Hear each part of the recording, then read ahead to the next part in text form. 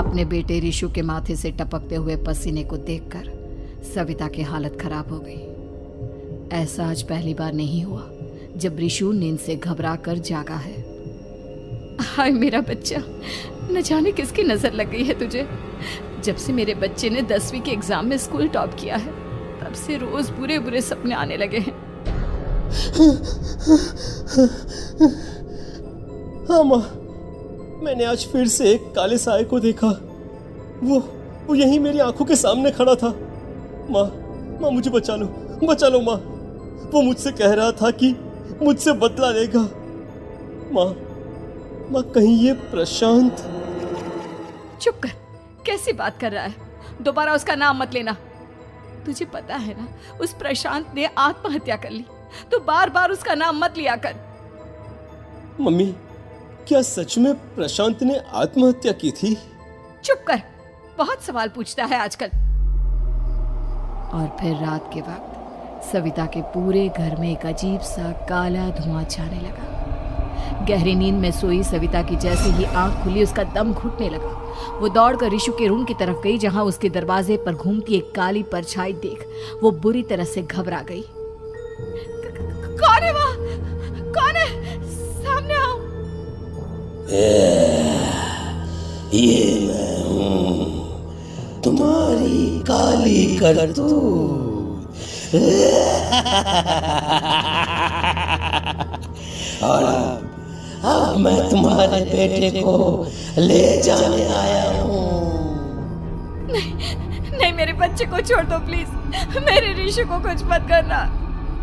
वो परछाई रिशु के कमरे में घुस जाती है।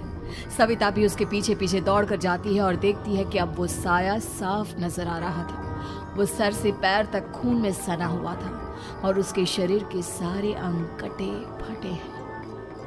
क्या चाहिए तुम्हें? तुम जो बोलोगे मैं करूंगी, लेकिन मेरे रिशु को छोड़ दो। उस परछाई ने रिशु को गर्दन से पकड़कर दीवार के सहारे हवा में उछाल दिया। रिशु जोर जोर से चिल्लाने लगा। माँ बचाओ मुझे, बचा लो माँ, ये मुझे मार डालेगा। माँ मुझे बचा लो माँ। नहीं ऐसा मत करो, मुझे मार दो लेकिन मेरे बच्चे को छोड़ दो। मैं तुम्हारे आगे हाथ जोड़ती हूँ। वो परछाई रिशु को जमीन पर गिरा देती है और अचानक वहां से गायब हो जाती है। रिशु, मेरा बच्चा, तू ठीक तो है ना? कुछ बोल बेटा, क्या हुआ है तुझे? मैं ठीक हूँ माँ। क्या हुआ था यहाँ पर? कुछ नहीं बेटा, कुछ नहीं। तू परेशान मत हो। हम कल ही गांव के बाहर जो तांत्रिक महाराज रहते हैं उनके पास चलेंगे। ठीक है माँ, हम जल्द ही उनके पास चलेंगे। मुझे बहुत डर लग रहा है माँ। ये बार बार मुझे डरावने सपने आना, ये सब हमारे साथ क्यों हो रहा है माँ? अगले दिन सविता अपने बेटे रिशु को लेकर गांव के बाहर तांत्रिक के पास जाती है। जिस जगह पर तांत्रिक रहा करता था वो जगह बहुत डरावनी थी। चारों तरफ कंकाल और खूब भूतियां नजर आ रही थी। गांव से दूर वीराने में उस जगह पर जोर से आंधी चल रही थी।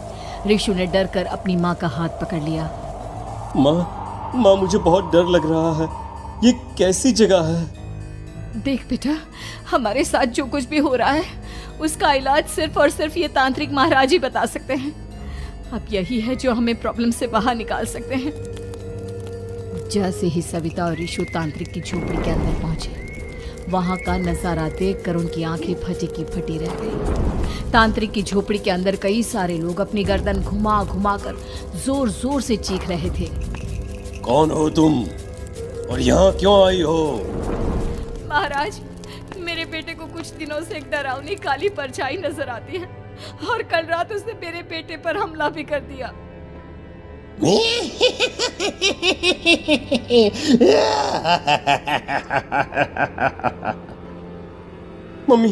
मम्मी हमें यहाँ से चलना चाहिए। ये जगह मुझे ठीक नहीं लगती। नहीं बेटा, ऐसा नहीं कहते। रुक जाओ, 2 मिनट के लिए रुक जाओ। क्या कहा? काली परछाई? तुम्हारे बेटे पर किसी काली परछाई ने हमला किया? हाँ महाराज, वो कह रही थी कि वो मेरे बेटे को कुछ कर देगी। कोई उपाय बताइए महाराज, मेरे बेटे के साथ कुछ गलत नहीं होना चाहिए। तुमने किसी दूसरे के साथ गलत किया है। तो तुम्हारे साथ भी गलत होकर ही रहेगा। तुमने किसी की जान ली है, किसी को मार डाला है तुमने। नहीं महाराज, मैंने ऐसा कुछ नहीं किया। मैंने किसी की जान नहीं ली। मुझे कोई उपाय बताइए। लगता है तुम इतनी आसानी से नहीं मानोगी। मैं तुम्हें अभी उस काली परछाई से मिलवा देता हूँ और वही सारा सच तुम्हारे सामने लेकर आएगा। सविता और ऋषु ने डर के मारे अपनी आंखें बंद कर ली। तभी अचानक तांत्रिक की झोपड़ी में अजीबोगरीब आवाजें गूंजने लगी। सविता और ऋषु बुरी तरह से कांप रहे थे। आंखें खोलो और अपने सामने देखो। क्या यही है वो जिससे तुम कल रात को मिली थी? बताओ मुझे। हाँ, इसने कल रात मेरे बेटे के ऊपर हमला किया था। ये उसी लड़के की भटकती हुई आत्मा है जिसे कुछ दिन पहले तुमने मार डाला था। मम्मी ये महाराज क्या कह रहे हैं? क्या सच में आपने किसी की जान ली है, किसी को मार डाला है? अगर हाँ तो बताइए ना मम्मी, किसको मारा है आपने? किसको? तुम्हारी माँ इतनी आसानी से सच नहीं बताएगी बेटा। इसने एक बच्चे की जान ली है। कहीं उसका नाम प्रशांत तो नहीं महाराज? वो मेरा दोस्त है, मेरा पड़ोसी है। सही पहचाना। देखा सविता, तुम्हारा खुद का बेटा भी जानता है कि तुमने किसी के प्राणों की बलि चढ़ा दी और इसीलिए अब उसकी बुरी आत्मा तुम्हारे घर में भटकती है। मुझे माफ कर दीजिए महाराज, मुझसे बहुत बड़ी गलती हो गई। प्रशांत हमारे पड़ोसी का बेटा था। हर बार उसके नंबर मेरे बेटे से ज्यादा आते थे और इसलिए मैंने उसके कमरे के बाहर काला जादू किया था, पर मुझे नहीं पता था कि वो मर जाएगा। तुम्हारे उसी काले जादू वाली गुड़िया के अंदर एक बुरी आत्मा थी जिसने उस बच्चे के दिमाग पर बुरा असर कर दिया और उसी की वजह से उस लड़के ने अपनी बालकनी से कूदकर आत्महत्या कर ली। इसकी वजह सिर्फ और सिर्फ तुम हो, तुम। नहीं महाराज, जो कुछ भी हुआ मुझे नहीं पता था कि प्रशांत अपनी जान दे देगा। प्रशांत की आत्मा इस वक्त तुम्हारे सामने खड़ी है, हमसे बात करना चाहती है। बोलो क्या कहना चाहते हो? मैं जीना चाहता था, बड़ा होकर कुछ बनना चाहता था। आपके बेटे से मुझे कोई परेशानी नहीं थी। अरे वो तो मेरा अच्छा दोस्त था। मुझे माफ कर दो बेटा, मुझसे बहुत बड़ी गलती हो गई, मुझे माफ कर दो। माफ करने से मुझे वापस जिंदगी नहीं मिल जाएगी। मेरे माँ बाप आज भी मेरे लिए रोते हैं। आपने मेरे साथ बहुत गलत किया है, बहुत गलत। और तभी अचानक प्रशांत की आत्मा वहां से गायब हो जाती है। सविता जोर जोर से रोने लगती है। सुन लिया तुमने? ये तुम्हारे अपने ही किए हुए पाप हैं जो इस तरह से तुम्हारे सामने आ रहे हैं। माँ, ये आपने अच्छा नहीं किया। सिर्फ 10th बोर्ड के एग्जाम में मैं टॉप कर पाऊं, इसलिए आपने मेरे दोस्त के ऊपर काला जादू कर दिया। नहीं मम्मी, नहीं, अब हम कभी खुश नहीं रह पाएंगे, कभी नहीं। मेरे दोस्त की आत्मा को कभी शांति नहीं मिलेगी मम्मी, कभी नहीं। लेकिन मैंने जो कुछ भी किया सिर्फ तुम्हारे लिए किया। वो लड़का हमेशा फर्स्ट पोजीशन पर आ जाता था और इस वजह से हमेशा तुम्हारे मार्क्स कम पड़ते थे। मैंने तो सिर्फ उस पर एक छोटा सा काला जादू किया था बेटा। मुझे क्या पता था कि उसका ये नतीजा निकलेगा। जिस गुड़िया को तुमने उस लड़के के कमरे के दरवाजे पर लगाया था, दरअसल उसके अंदर एक बुरी आत्मा का प्रवेश हो गया था, जैसा कि अक्सर काला जादू करते समय हो जाता है। मुझे अपनी गलती का एहसास हो गया है। मैं प्रायश्चित करना चाहती हूँ। आप बताइए मैं क्या करूँ? प्रशांत के घर जाकर उस काली गुड़िया को वहां से निकालकर यहाँ लेकर आओ। मैं उसे आग में जलाकर राख कर दूंगा और उसके बाद प्रशांत की आत्मा को हमेशा के लिए मुक्ति मिल जाएगी। अगली रात सविता चुपचाप अपने पड़ोसी प्रशांत के घर जाती है। प्रशांत के माँ बाप प्रशांत की मौत के बाद उस घर को छोड़कर हमेशा के लिए वहां से चले गए थे। जैसे ही सविता उस घर के अंदर कदम रखती है, उसका सामना अजीबोगरीब हैवानियत से भरी आवाजों से होने लगता है।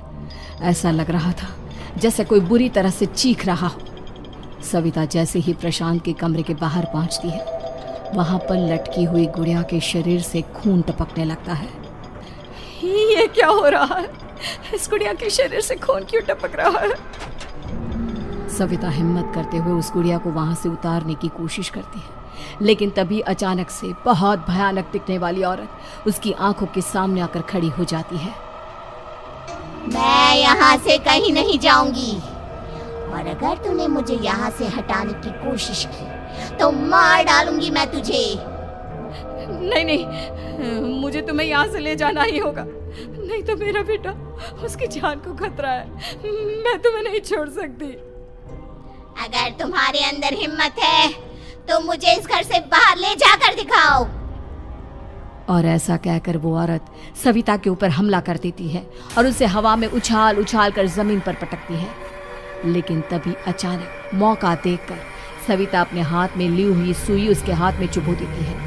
हाथ में सुई लगते ही वो औरत जमीन पर तड़पने लगती है। ये क्या किया तूने? ये क्या कर दिया?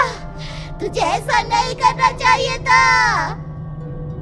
तांत्रिक ने मुझे कहा था कि तुझसे जीतने का सिर्फ यही एक तरीका है जिससे मैं अपने पापों का प्रायश्चित कर सकती हूँ और अपने बेटे की जान बचा सकती हूँ।